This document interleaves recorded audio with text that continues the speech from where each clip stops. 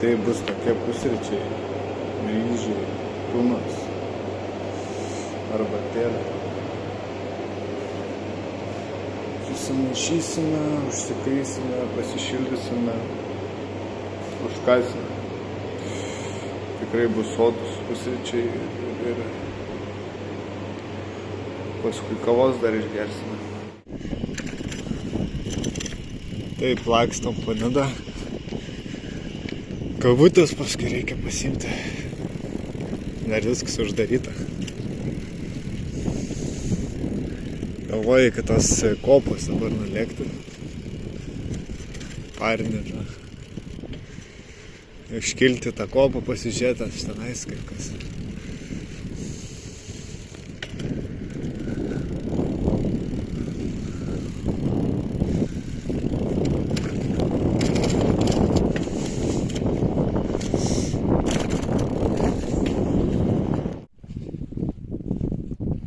Tokiukai. Ten vyksta fotosesija ar kažkas tokio.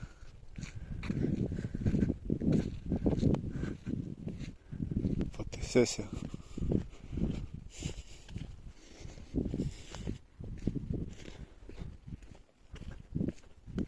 Skulptūra.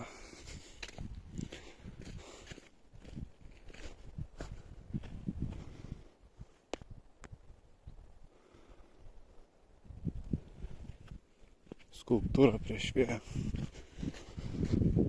Tokie vaizdai tikrai geri, palaiduojantis. Lekiam takiuku.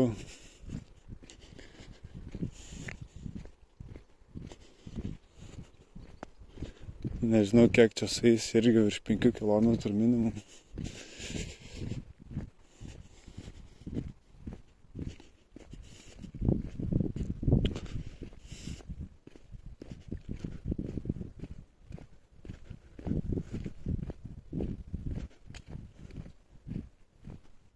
Tai esu tokie apžvalgos aikšteliai, tokie vaizdai.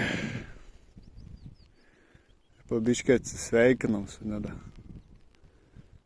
Keliausime link namų, keliausime į kempingą, biškai dar pagulėsiu, kavutės išgersim. Ir lėksim link namų ir žiūrėsim kažką, ką toliau suplanuoti, kur lėkti toliau. Yra planų. Ir tiek su nida. Tikrai gera išvyka buvo. Tai ką tik išvažiavau iš Nidos. Lėkime link namų be sustojimų, tiesiai namo. Jau yra nuvažiuota apie 70 km. Nuo vakar dienos, kad išvažiavom 4 iš namų.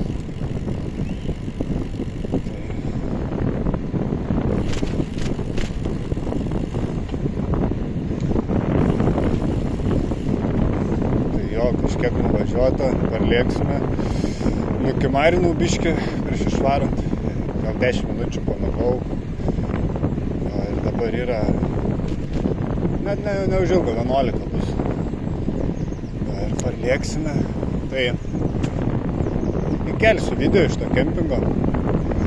Gal neaptarinėsiu, tiesiog įkelsiu video. Palapinės fotkas, gal bus manau dar tų progų.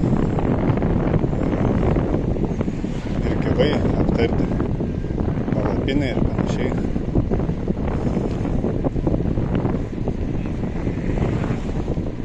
Kas patiko, kokie pliusai. Šiaip viskas patiko, tik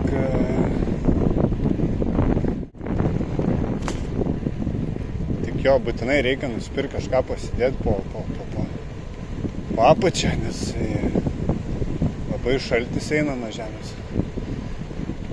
Anksčiau, kai miegodavau, kažkaip to nejusdavau, gal dėl to, kad dažniausiai kempindavome pievose, kad žolė ilgesnė gal sudarydavo tą barjerą tokį. Nesijausdavau to šalčio, bet šiąnakt tikrai jautės visą naktį.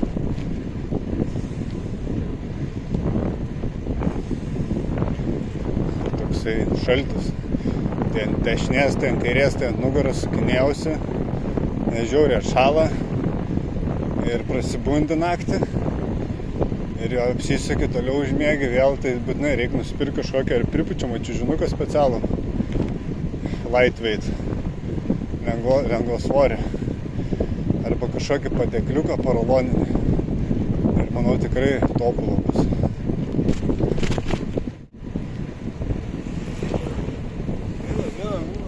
O šiaip tolimesnės kelionės yra dabar tokia situacija, kad vykstu ne namo. Rašė DPD, kad pristatys man krepšių laikiklius. Tai jeigu susimontuoju tos laikiklius šiandien, šiaip net nespėsiu šio atsimti iš DPD kurjerio, tai paprašysiu, kad paštamatę galbūt palikti, arba vėliau gal pristatyto 4 valandą, kai būsiu namuose. Ir susimontuosiu ir gali būti, kad ryt iš ryto jau ir išvyksim į kitą ilgesnę kelionę. Patobulinsime visą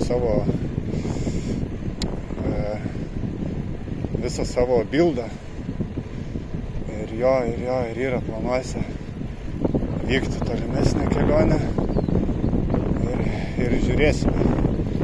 Tai tiek iš šitos kelionės ir taip pat yra dar planuose ne tik dviračių minti kelionę, bet ir vykti kalnus, kokią trasą prasieiti geresnę tokią smagesnė, hard, kad būtų pavojingesnė, gal net, kad galėtų būti. Aišku, reikėtų irgi susipirkti ant biškį tokios įrangos, reiktų batų geresnių, šalmo būtiniausiai. Ir yra visokių planų. O dabar grįžtu namo ir tiek. Gal kažką dar parvažiuojant pašnekėsim. Tokį lekiam takiuku. Labai daug žalumos, tiesiog tunelis. Labai faini.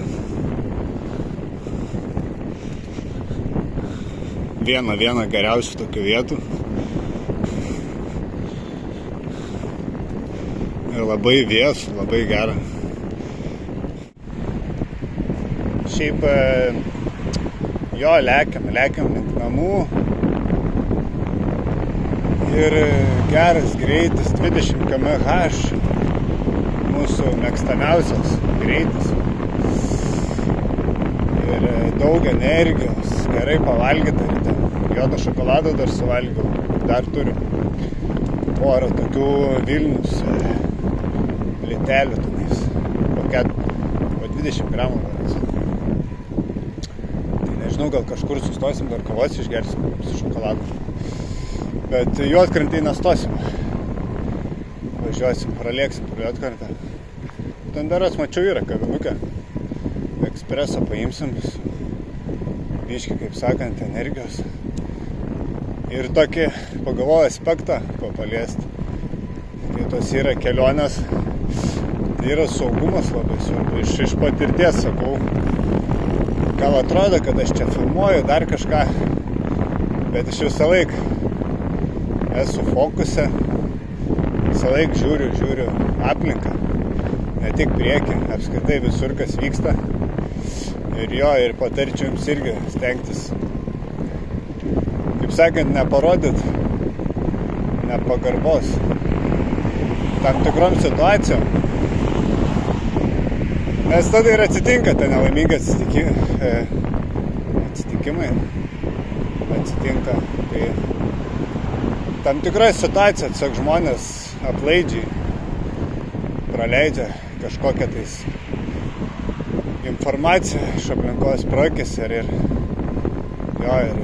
šiaip aš stengiuosi ir mašinom pagelbėti, mašinom, jeigu yra gatvėje kažkas kažkaip, nes su dviračiu vis tiek yra lengviau manevruoti. Tai pagelbėti, apsilenkt būtų patogiau ar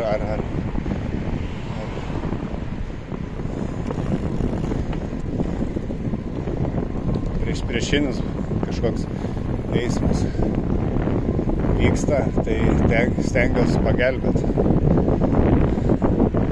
Ir visą laiką reikia žiūrėtis, tarkim, esu matęs ne vieną tą įvykį, Tai taip ir būna, kai nežiūri į kelią.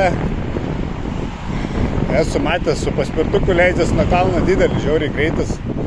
Kažkokią dobelę kažkas krenta, čiuožia ant asfalto. Tai jeigu leidžiatės nuo stataus kalno,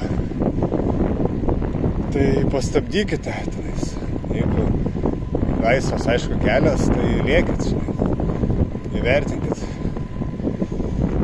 Ir aišku, šalmo reikia. Aš neturiu šalmo ir planuoju šiaip įsigyti, kokį geresnį, lengvesnį. Brangesnis, aišku, bus. Nes esu kritęs vieną kartą. Mieste. Su sportiniu dviračiu ir buvau susitrenkęs galvą, bet nieko rimta. Kelienai visi buvo nuprozdinti petys. Buvo tikrai tų visokių žaizdų, bet nieko tokio rimta. Tai jo, toks saugumas yra, kaip sakant, pirmoje vietoje. Nes, jo, ir svarbiausia tas fokusas, nepraras fokusą. Tai jo, linkiu saugiai keliauti.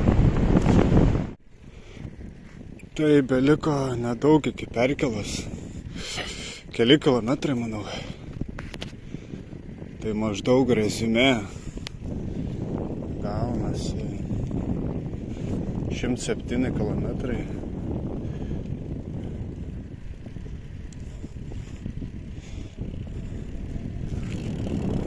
Per 6 valandas 20.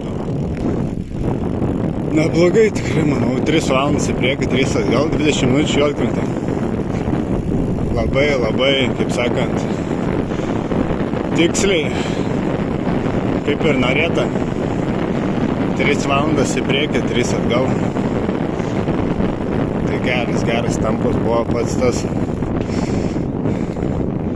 Tai tiek.